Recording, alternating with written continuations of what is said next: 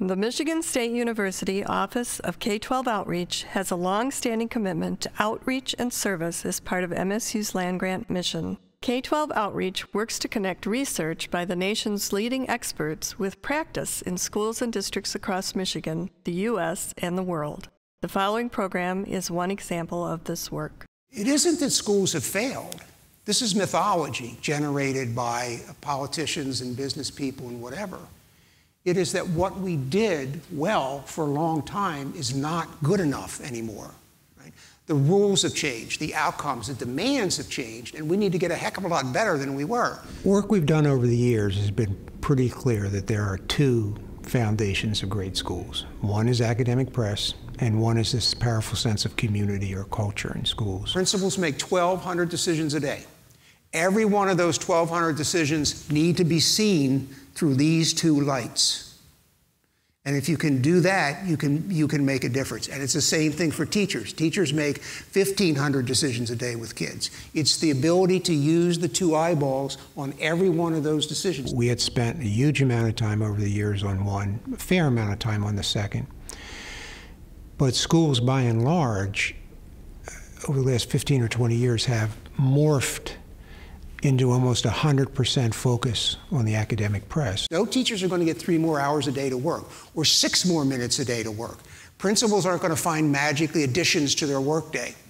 It is the ability to do the work that we do with an eye on powerful culture and academic press every time we go up against something that makes a difference. And we've spent so much time drilling kids on academics, which is absolutely critical. That's the academic press.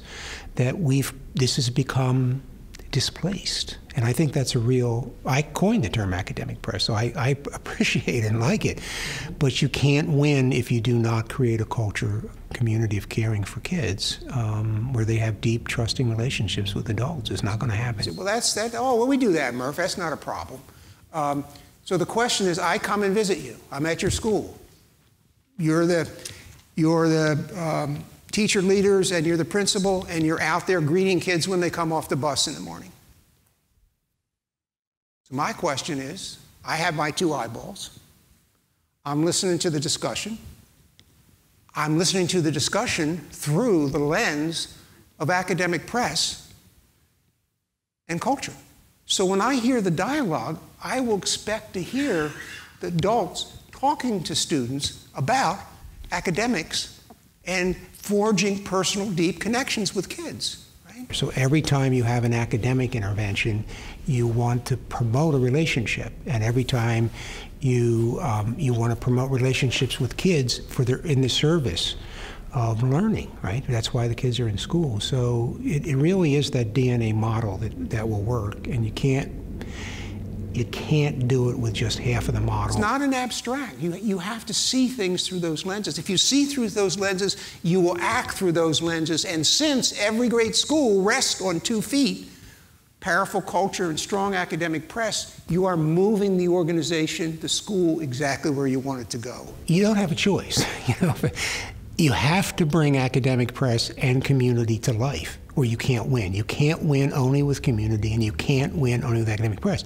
So the fact that even if it was ferociously hard, I would say, just that's life. You have to work both sides of this equation to get success for your kids, and especially for any at-risk kid. It's imperative. This is much, much more important than interventions. Interventions are important. Once you get the DNA established, you get what you want established, then you can go out and get stuff, and it will help you. Getting the stuff in advance and thinking it's going to bring the answers, not going to happen. So it's really not so much ferociously amount of new work as it is stopping and getting them to acknowledge this is why they got into the business.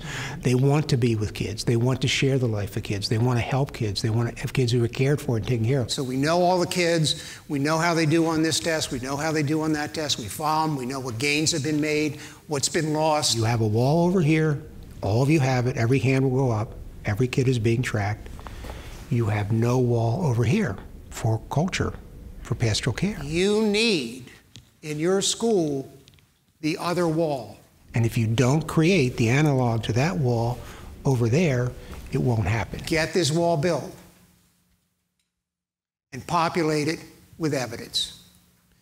If you do that and that, you have much more likely chance of getting kids to be successful, especially kids on the wrong side of the gap and kids at risk. Once you tell them that and you help them see that it's actually doable and actually fun and part of why they're here, it's not that difficult a thing to actually do. You don't need to hire a big consulting firm to do this. You just need to, one, value it, and then ask yourself, what evidence would we accept that kids are known, cared for, respected, have opportunities to participate in the school, have leadership responsibility, and are recognized? All the great teachers I knew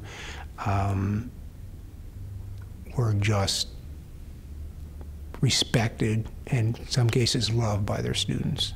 And there's a reason, because those people cared about them and those kids knew it, and it was demonstrated every day. Didn't mean they didn't get angry at the teachers or disgruntled because they were pushed or whatever, but I don't think anyone didn't actually truly believe that they were really being cared for and taken care of. And the more you involve kids, right, the more you care for kids, support kids, involve kids, the more powerful the culture comes for kids.